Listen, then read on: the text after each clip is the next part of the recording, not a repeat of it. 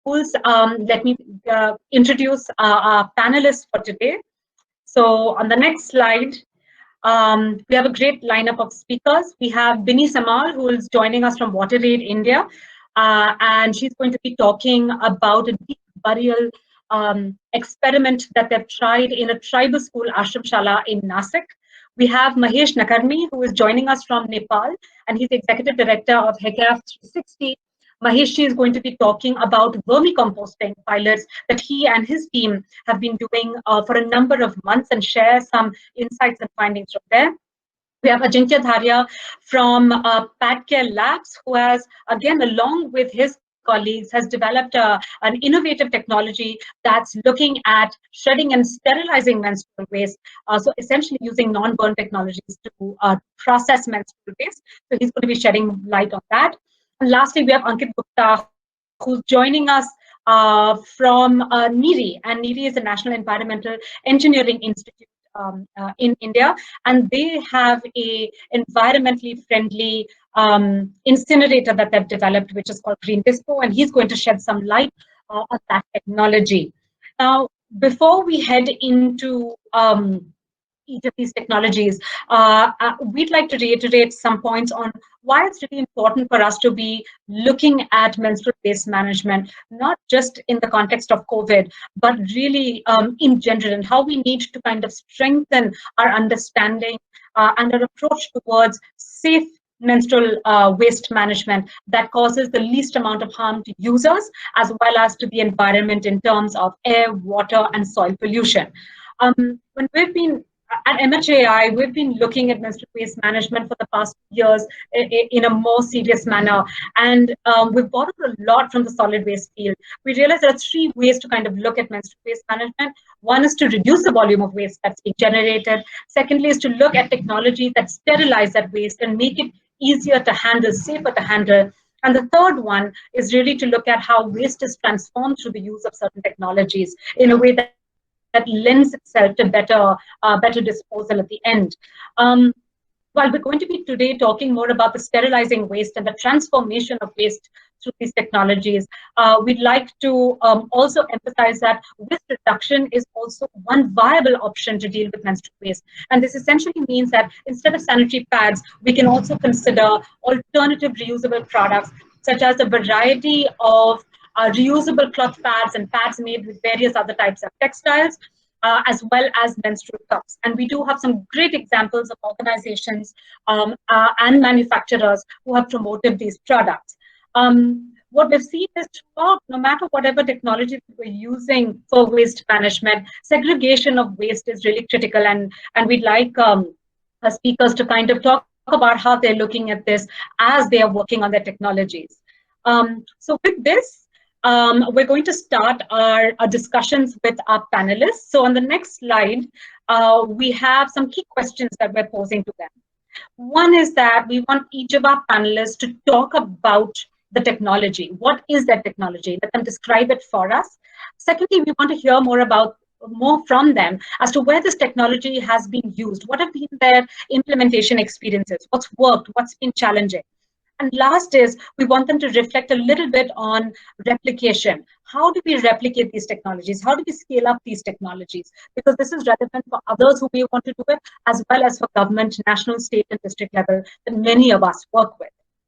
So with this, I'd like to hand over to Bini Samal, who is with WaterAid India, and Bini and her colleagues in Nasik have experimented with a deep burial pit to manage menstrual waste generated at a school level.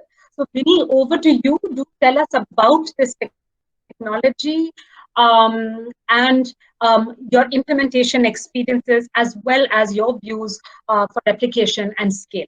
Over to you, Bini. Good afternoon, everyone.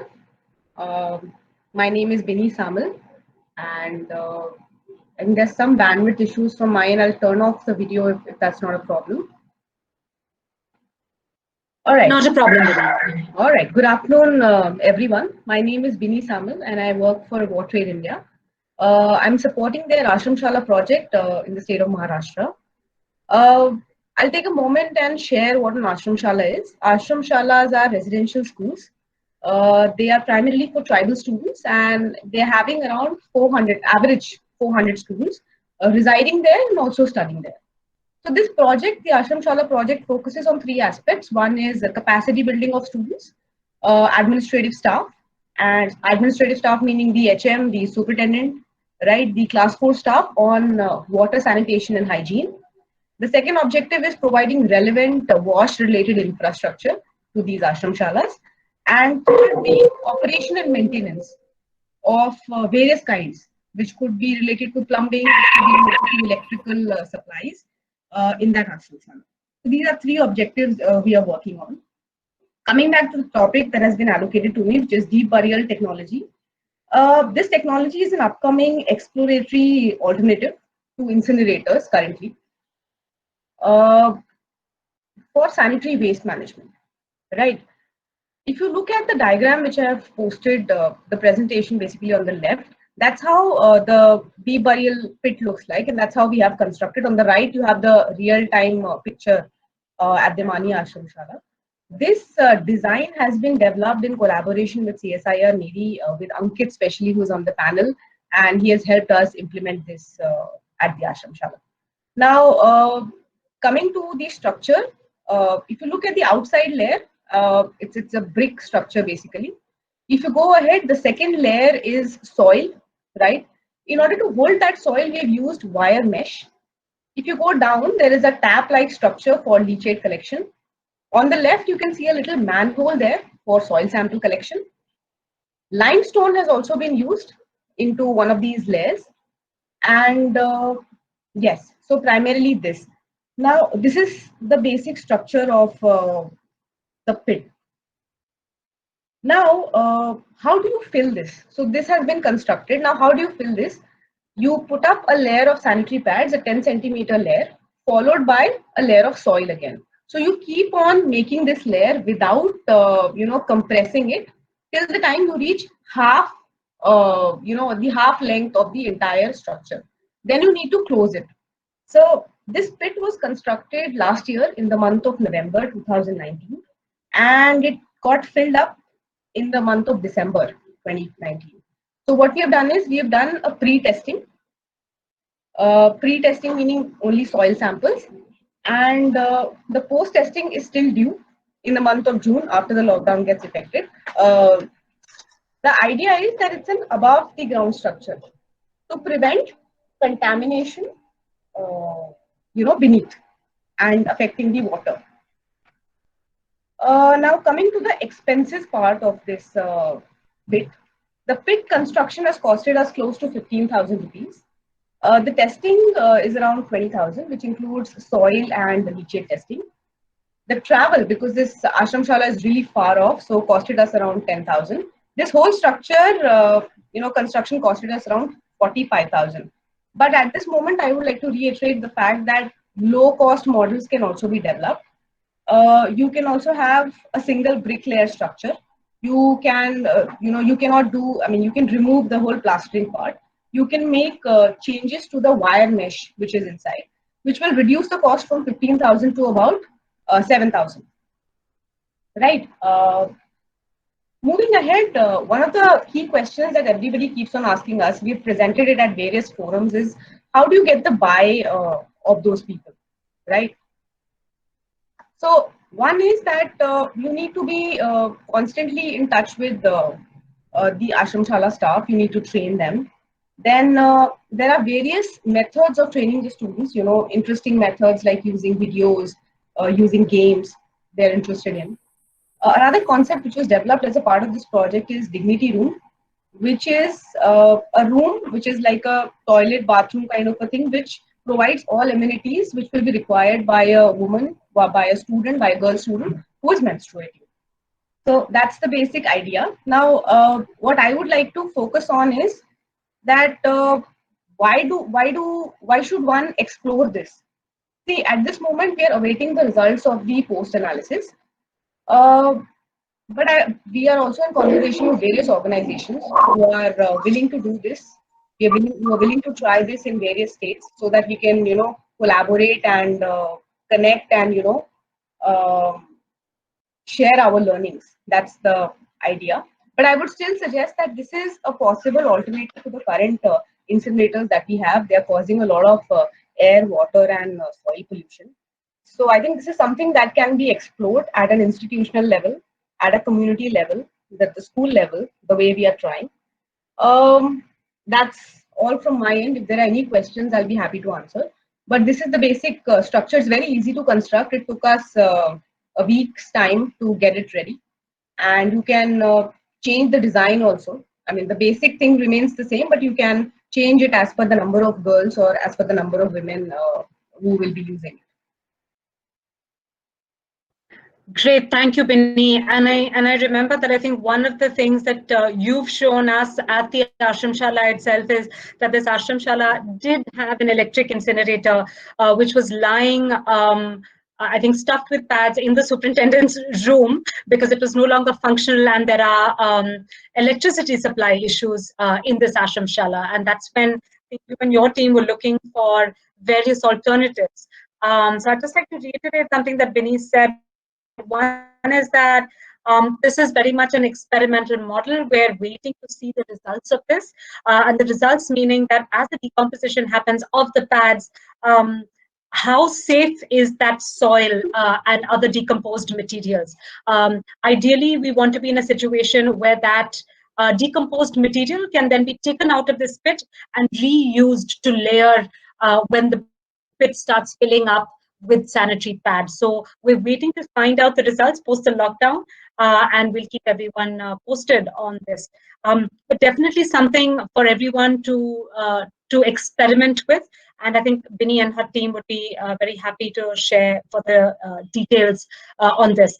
Binny, if you could just say a couple of words on how the students in the Ashram Shala have interacted with this pit. What have been some of their thoughts about using this pit, and if you could also share as to where you position this pit in relation to the girls' bathroom in the Ashram Shala. I think these are two important points we'd just like to hear from you quickly. So one of the key things, I mean, answering your first question, basically the position, the interaction of girls actually. So while we were creating this structure, we made it sure that the girls should be able to relate with the structure. They should consider that it's their own. So this structure, if you can see, it's a maroon colored structure, and it's got handprints of those girls who are using it, white handprints, so that they take ownership of the structure. So yes, the girls, I mean, we have an adolescent girls group who have been trained, and they only manage the pit.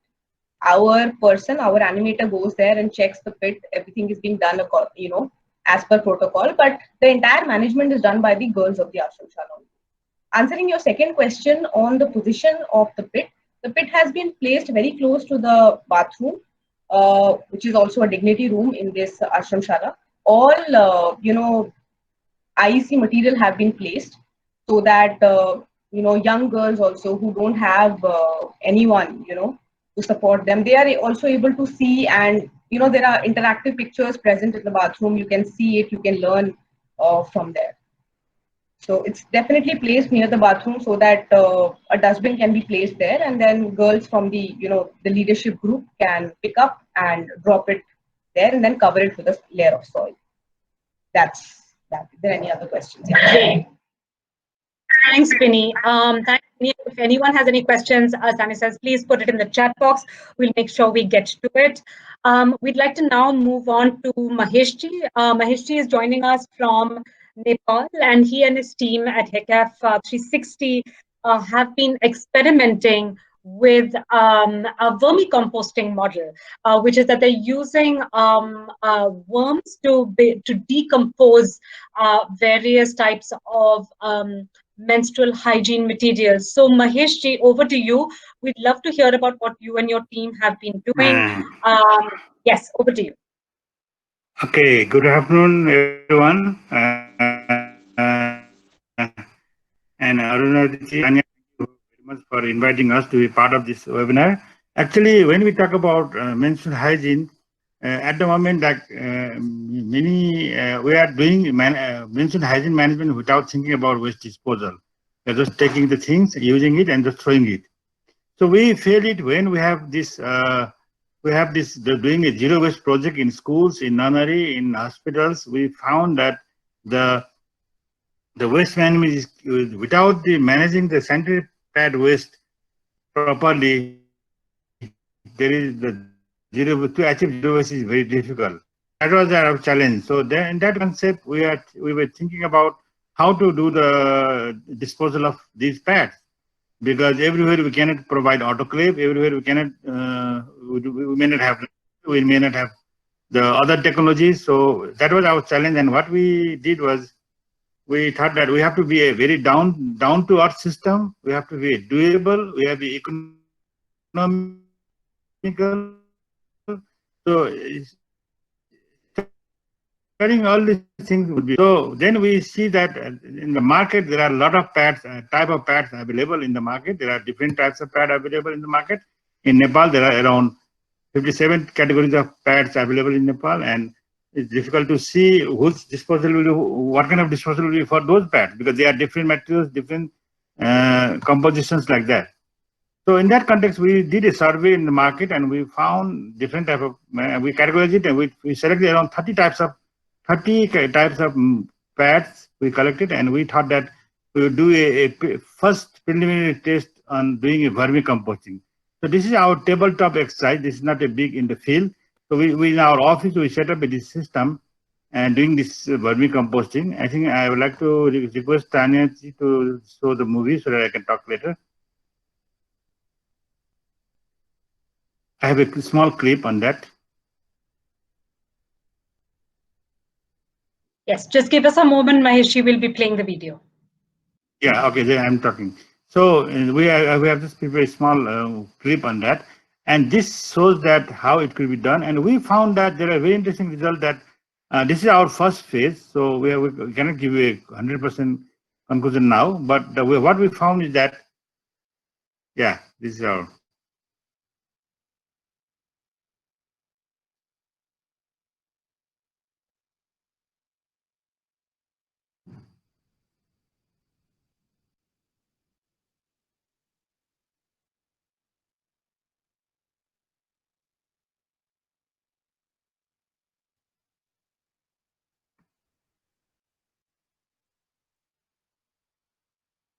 There is no sound, Tanya?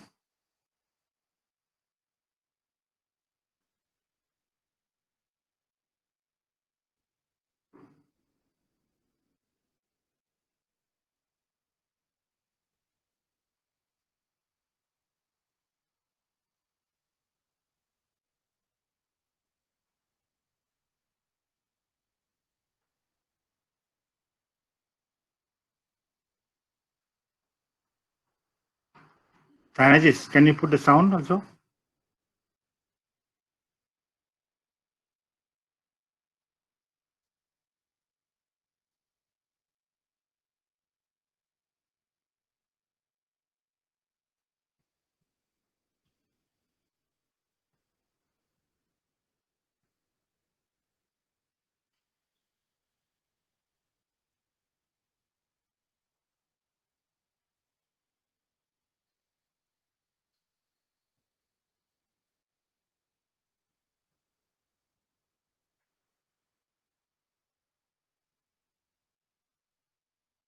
So you can see this is using by compost. So in the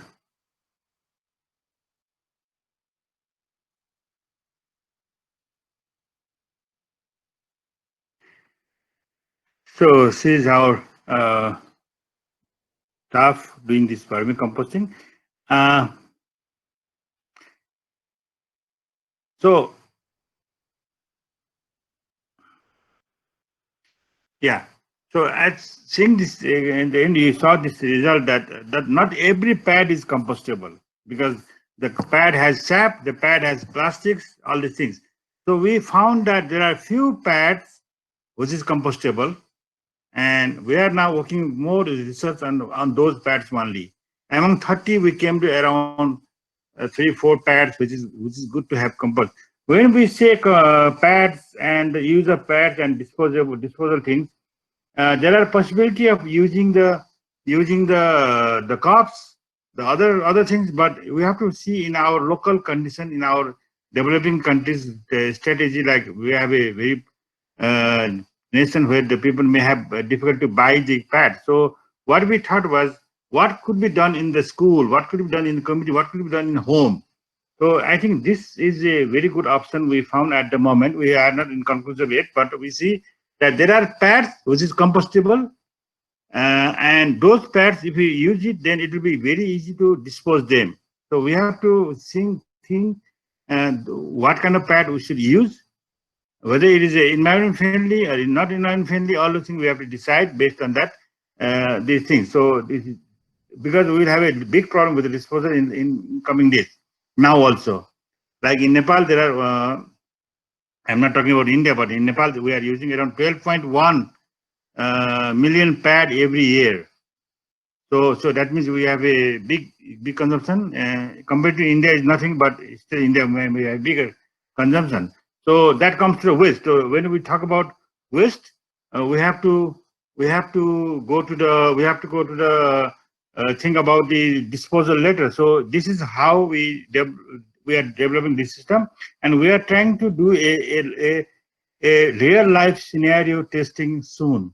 We were supposed to do in March, but due to COVID, we couldn't do it. But after some time, we will start doing a real life scenario in one of the nursing school where there are only girls are there. We are going to try that things, and we will have a final result on the things. When we use this, we will bring only the compostable pads here. That means reusable, single-use pads, and these things. So we found both in single-use and both in reusable. Reusable, so not every pad is compostable. That's an interesting result. Like the pad, which is a Nepali cloth and organic dye, is only fully compostable. Others are not compostable. Other commercially bought clothes are also not compostable. That's what we found it. So that's why we have to be very sure about when we promote the single use and reuse. Also, we have to be focused on what kind of clothes we are going to use it. That will reduce the waste in long run. So another thing is that why we are doing this single-use compostable pad, because they can use the reusable only. If you see the schools condition in our countries, I think in India also somewhat same. Like not every school have a proper water facility. They cannot wash it in the school. They cannot dry in the school. So there are a lot of other problems which we think that we are with this problem. We can recommend those schools with the water wash facility, better wash facility. We can promote the single-use compostable pad for them so that they can dispose environment friendly in better way. That's the idea. Those who can affordable to do the cups, they can do it and they can wash it. That's no problem. Or they can reusable cups. They can use it. But those also you have to select properly, which is be thinking about back of the mind. You have to think about how I'm going to dispose it. That's the main problem. So that's the main thing we have to keep whenever we promote or we recommend any pads using for the schools or the organization or the individual houses. We have to always think about their disposal. So that in that context, we have developed this. I think we will be giving you more results in coming days soon. Thank you very much. Thank you so much, Maheshji. And just to reiterate a very important point that Maheshji raised is the link between products and waste management solutions. And this is relevant not just for the solution that Maheshji and his team are working on, which is on vermicomposting, but this is relevant in fact for any type of waste management solutions. We have to think about the type of product for incinerators, for the burial, other types of composting. So it's a very important point that we have to keep in mind. Mahesh, I'll just request you to mute and we'll proceed to our next non-burn technology, which Ajinkya Dharia will share his innovative machine that he and his team members have developed. So over to you, Ajinkya. Yeah. Good afternoon, everyone. I'm Ajinkya Dharia. We are currently incubated at National Chemical Laboratory. We are developing world's first smokeless sanitary napkin disposal and recycling machine to serve women at washroom by providing sustainable sanitation on global level platform.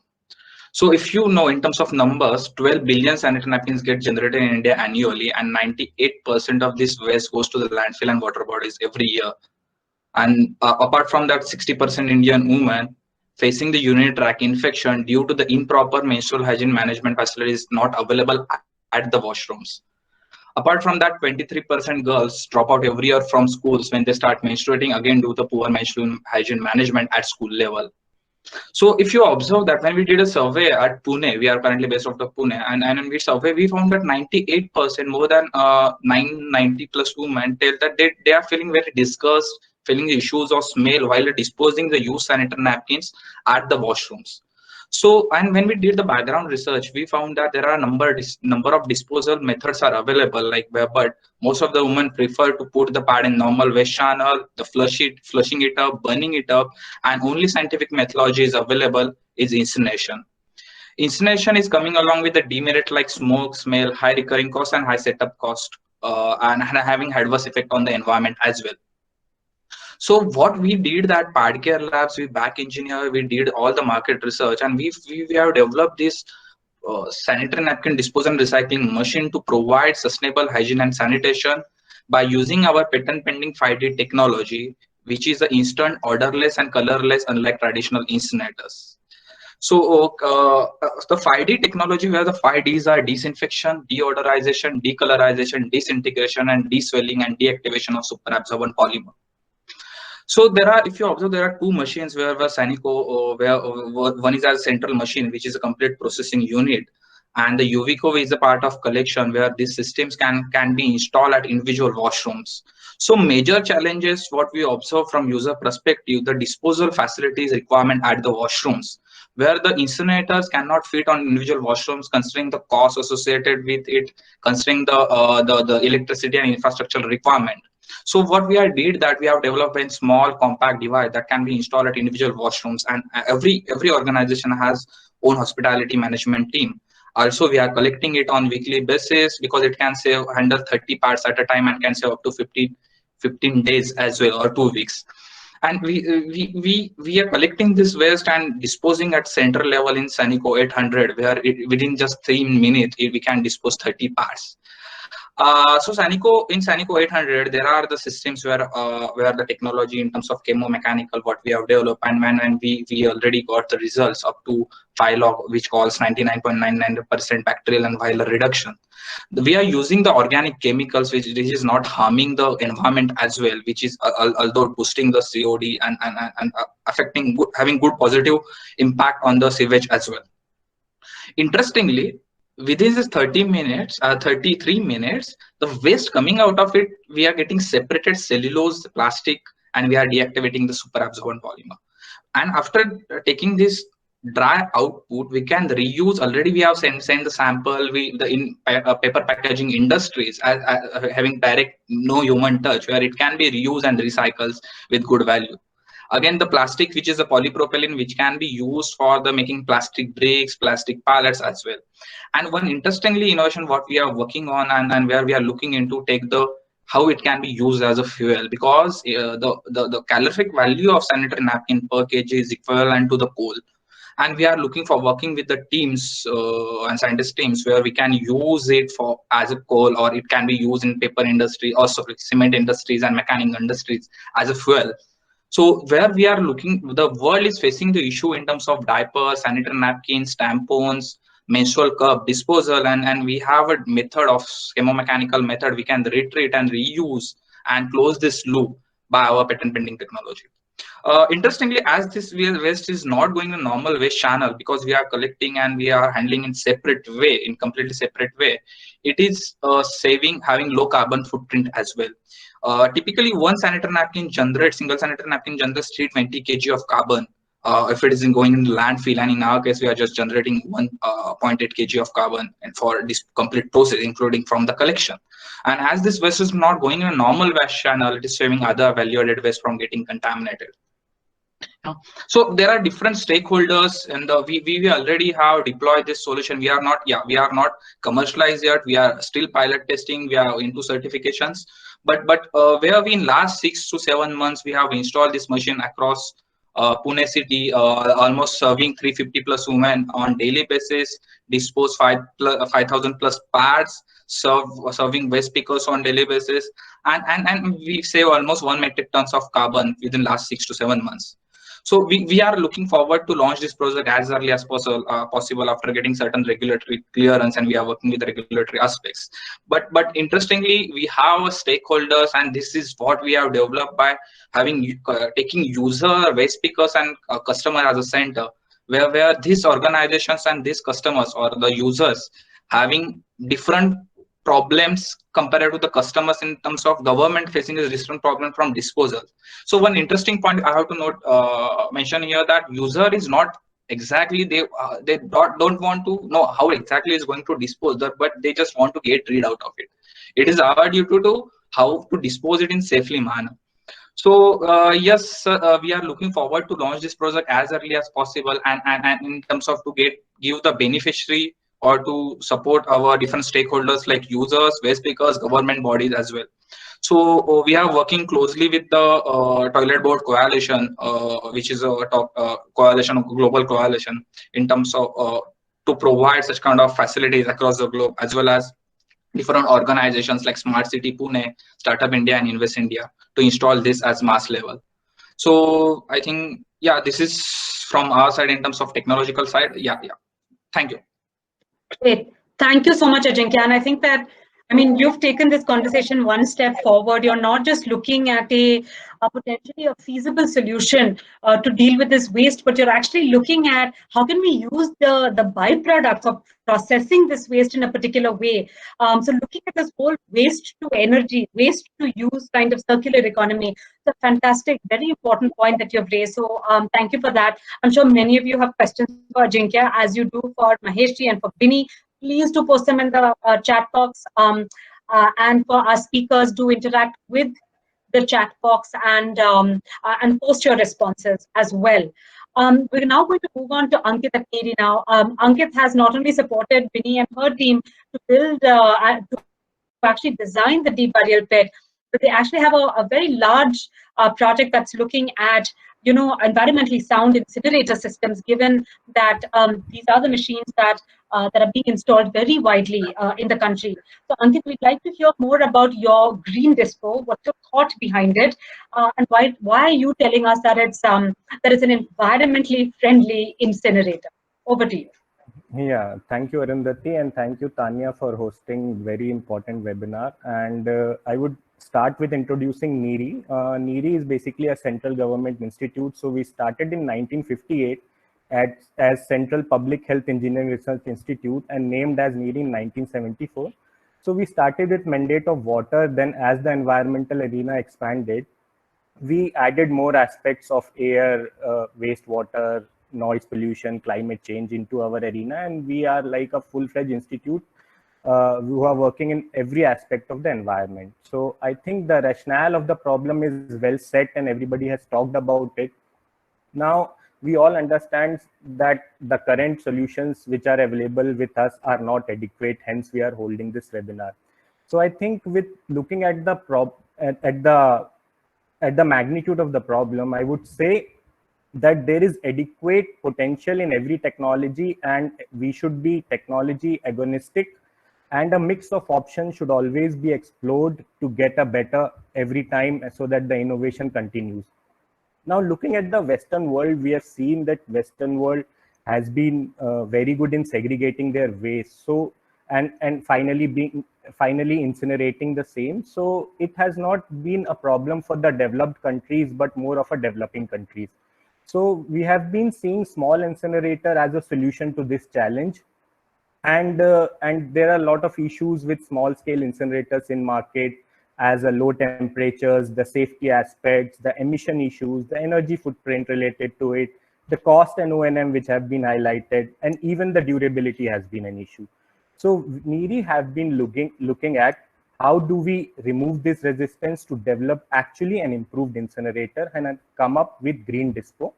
So Green Dispo is an incinerator which actually combusts the sanitary waste at a temperature which is greater than 800 degrees Celsius, which is actually a recommended temperature to burn any biomedical waste, which helps us assure so that we comply with the emission standards and the regulatory norms.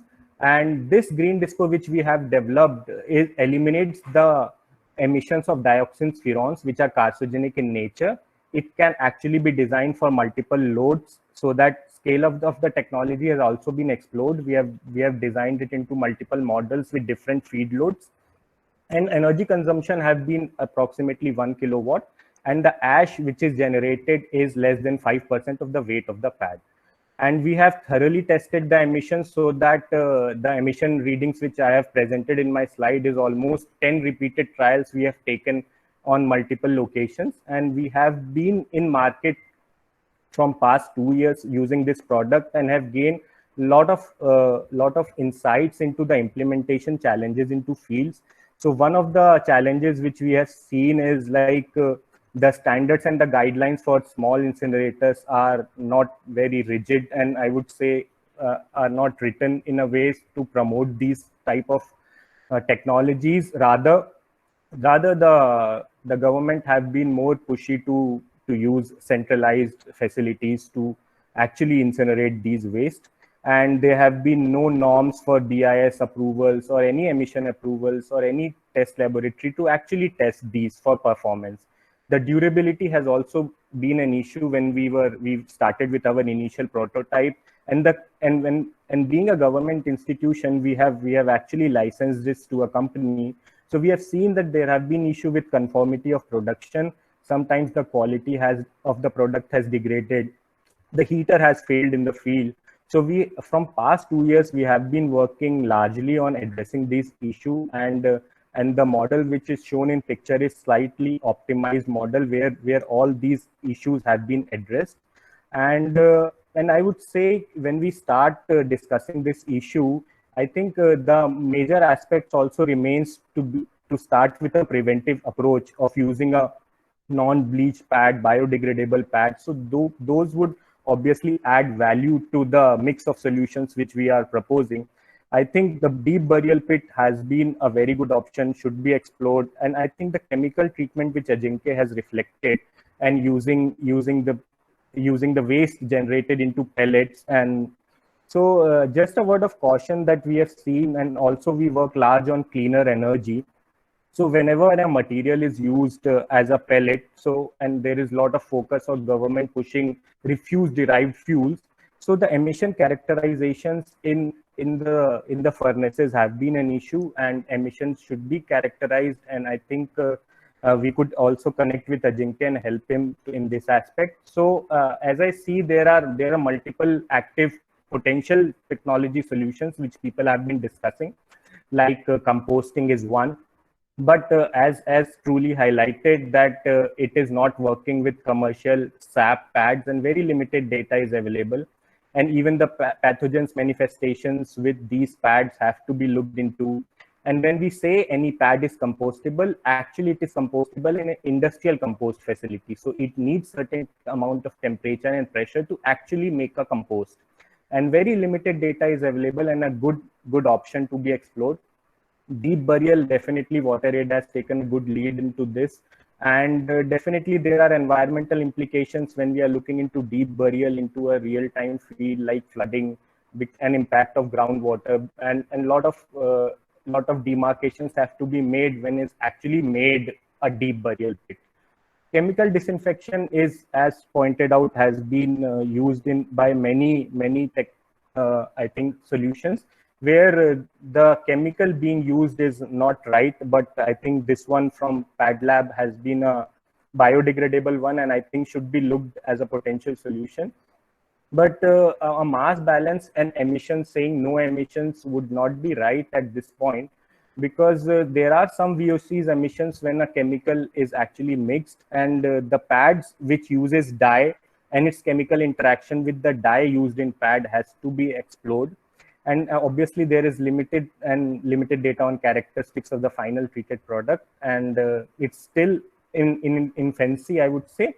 And there are, again, people are talking about rapid carbonization and a centralized biomedical waste treatment facility. So as an institution, we see that centralized biomedical waste treatment facility, although is not feasible in terms of collection and sending it to the facility, but has developed over an era and has optimized over a long time so that it becomes more practical and feasible options with all emissions and environmental controls and sustainable options. And I would say if we are able to provide solutions which can take care of every type of pad and not promoting a solution which is specific to a particular type of pad, because when we are working in field, we can never control what kind of pad would go into our machine. So I think the centralized biomedical has been thought in that term so that it can take everything, and we definitely need a mix. But I think these are the riders which we should decide on. And taking this into consideration, we have started working on life cycle assessment of different technologies which are actually in market. So this basically helps us to evaluate the cradle to grave, I would say, from raw material extraction to its complete end of life kind of a scenario. So we can actually see that every processes through its lifetime, how does it impact the environment in terms of global warming potential, human toxicity indexes, and eutrophication, acidification, and others impacts. So we have started with initial assessment, and Jatan Sansthan and others have been very cordial with us providing data, because as I said, there's a lot of dearth of data, and we have seen that the commercial cloth pads which are reusable and the single-use pads without SAP. So there has to be a trade-off. We cannot always say that a cloth pad with reusability will be always environmental friendly. So our initial assessment has suggested that these commercial cloth pads made of new cloths over its life cycle should be at least used 15 to 20 times, so that it actually weighs off the environmental benefits which are actually credited to it. And we also made comparisons of landfill versus small incinerators which are installed into toilets, etc. Incinerators are actually of low impact and in terms compared to a landfills, which are a potential source of methane, a global warming gas. So I would say, I think my points are well kept, and I would end with this and would encourage any discussion on this. Great. Thank you, Ankit. I think that you've raised some important points. Number one, again, I think you've got to highlight that there's a link between products and the technologies that are used to process those products. But also the fact that should we be more forward-looking to technologies that can deal with any type of product, since there's no way that we can control what products are used and disposed. So I think it's an interesting kind of conversation that we should hear from other panelists as well on kind of emphasizing the use of more compostable products and versus kind of being prepared for any type of other product use. We've had some great conversation that's been happening in the chat box. I just want to highlight a few questions that are coming our way. I think for one is Maheshji, there have been questions with relation to the effect of the products that are used and disposed of and the effect that it has on the worms that are eating and breaking down these products. So a little bit of, if we could hear from you on that. So what has been your experiences of the worms, well, for lack of better words, their health and well-being when they're consuming these different types of products? Actually, the question. Thank you for the question. So even the type of clothes are different, which is not degrade in our normal like 3-month period of time, because normally compost is happening in 3-month time. The reason will be the type, the metal type might be not correct metal used in the reusable pads, and also maybe there are some chemicals in the cloth pad which is not good for the wormy. They don't like it. So I mean, it is also not good for the health. If you are using a commercial cloth, this is a chemical dye. That chemical dye goes to vagina and it may create you a problem. So no one has done analysis on that. So we think that when we saw this, we did some analysis of health impact and the environmental impact, we found that these chemicals, dyes, are also a problem because they are now in Europe. You see, in Europe there are already some of the dyes has been banned to use for the human use. But when we get a normal the commercial clothes, they are using different type of dyes, which is not good for our health. And forget about the vermi. So the I would tell you, like safe pad is a cloth pad. Safe pad is a cloth pad, but it is not compostable.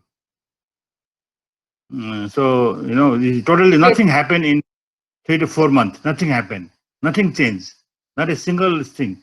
Like in the video you saw, last pad, which is compostable, that was our Nepali cloth with a Nepali dye. It's totally compostable, and only the nylon threads are not compostable. That's all. So you see, the materials are different, and the compostability is different. So that's a different research question. But we think that these things, yeah. Great, thank you, Maheshji. I think important points that you've raised in terms of that not all products are compostable, so they do have an effect on the worms, and the worms do not necessarily eat through every type of disposable product. That's why you're saying that this particular solution may also be most relevant, most efficient with certain types of products. But you've also raised, I think, another important point, which Tanya alluded to, which is when we're looking at cloth pad use, this is why we need standards for them to make sure that these products are safe as well. In addition, Arunaji, that you have to think about human health also, our health also. Which clothes are for us? Where are those chemicals? What kind of chemical dye is in that cloth? That is very important. That is absolutely time. Till now, this is missing. But we see there is a very, very valid question on that, and we have to bring these issues in coming days. So we have to be very careful about when you make a reusable pad, what kind of cloth pad you are using, cloth material you are using. That's very important. Point well taken. Yeah. Point well taken, Maheshji. Bini, we have some questions for you on the deep burial pit, a lot of interest. So questions related to the capacity of the pit and how many pits are needed to kind of be able to respond to the disposal needs of a particular school. Again, some questions related to the type of pads that can be put into the pits. Some people have asked about the space that is needed to build these pits, and of course, on whether the soil that has been used to aid decomposition, now can that be reused? So a few questions for you to respond to. I know that they've been responded to in the chat box, but if you could just quickly go through some of these points. How much space is needed for the pit? How many pits do we need? What is the capacity? And can that soil, decomposed material, can it be reused?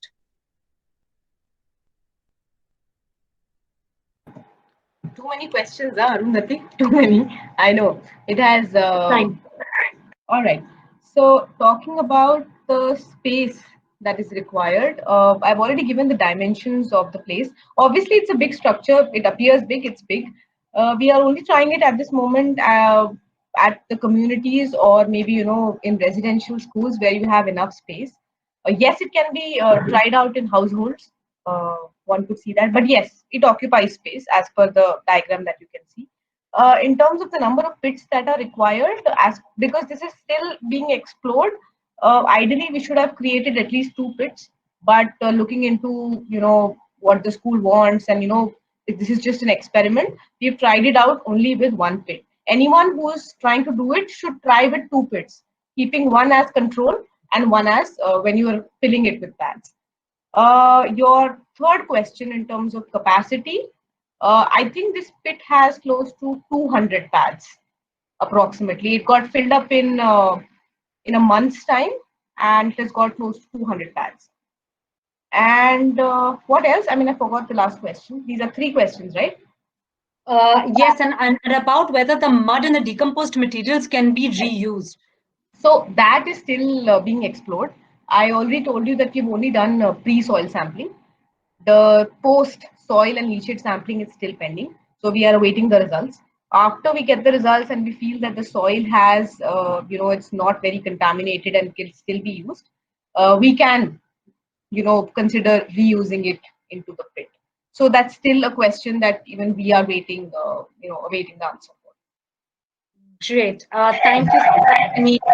Some questions I think that are for Ankit from Dr. Mani is also on the fact on incinerators and on their functionality, the temperature at which they must function, the difference between single chamber and double chamber incinerators. So Ankit, if you want to have a look at her fairly detailed comments in the chat box, and if you'd like to respond to that, that would be great. Yeah, definitely. So I would just like to highlight that I think the norms are well pointed out, but these norms are actually designed for a mixed biomedical waste, which contains lot of rubber gloves, which contains lot of PPEs, lot of plastics into it.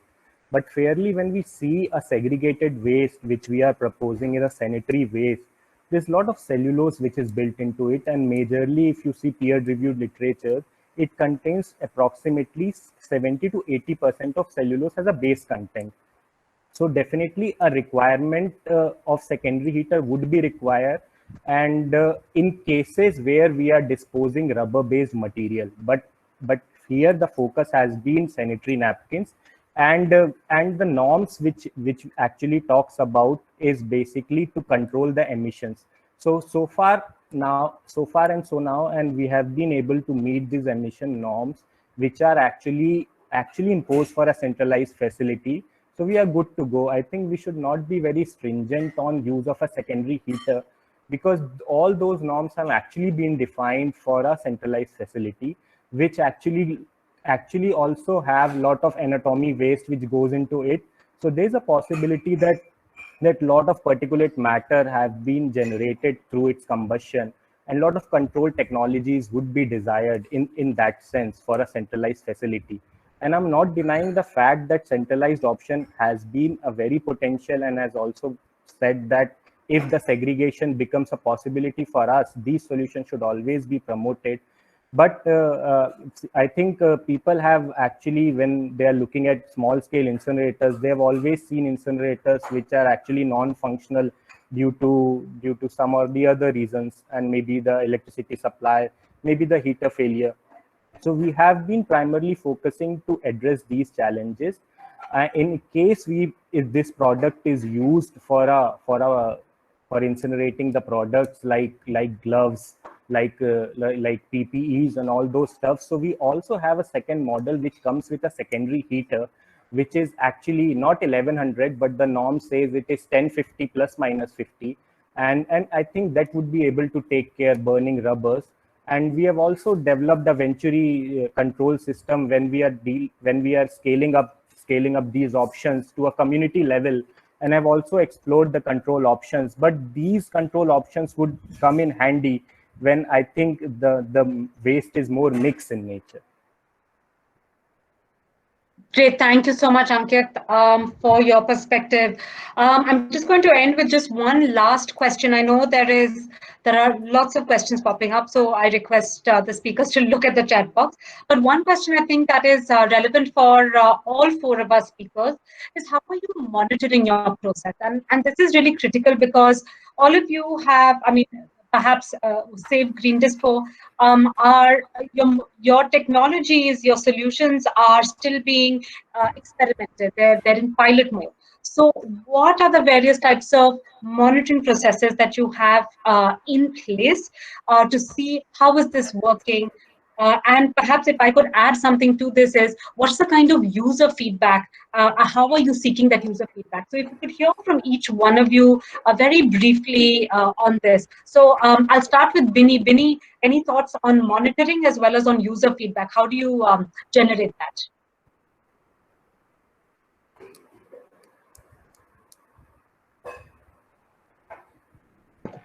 Hi, okay. So the monitoring that we are doing at this moment is, first, as I've already mentioned, that we are training the AGG group. So we are training them on how to use it. Plus we have a BCC staff, an animator who went almost daily to check whether the entire protocol of filling the pit is being followed.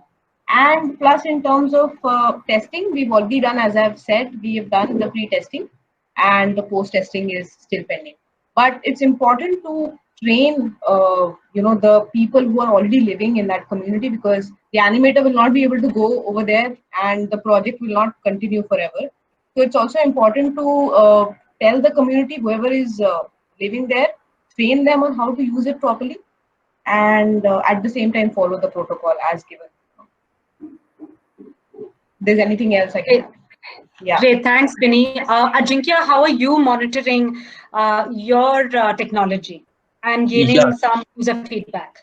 Yeah, so during the discussion, I said we are into still pilot mode where we are continuously taking the feedback from individual users as well as the organization through automated mode, because every machine is connected with the cloud. We are taking the direct feedback, immediate feedback from the users from irrespective of machine, and secondary we are doing continuously on weekly or fortnightly call it one-to-one interviews and in-person discussion to take the actual feedback in terms of usability of the machine.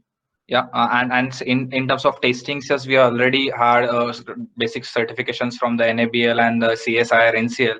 Along with that, we are also working with the CPCB closely, because this kind of new technologies needs certain standards and it is not defined.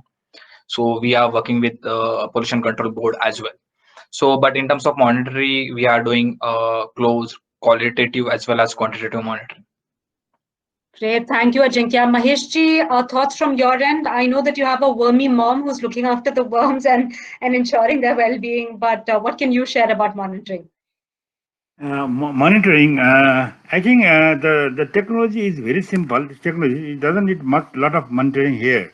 But what we are thinking is that when we will bring it to the schools and the other institutions, because the school has a project on composting. Every school has a, so we can make a school project on this, and the school students can run it.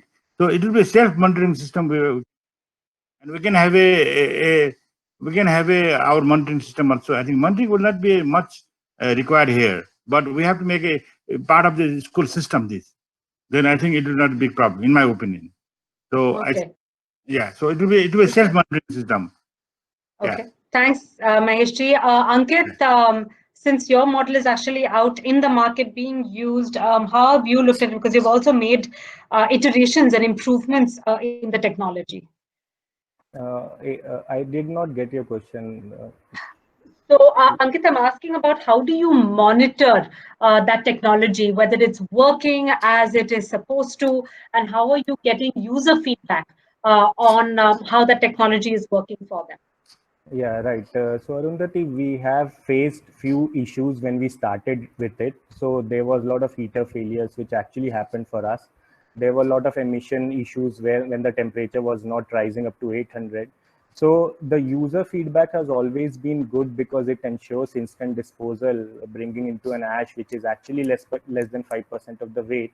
So user has been happy, but due to some technology gap, not technology, but the conformity gaps which have been placed by our manufacturers, and the durability of the heater has been a concern for us.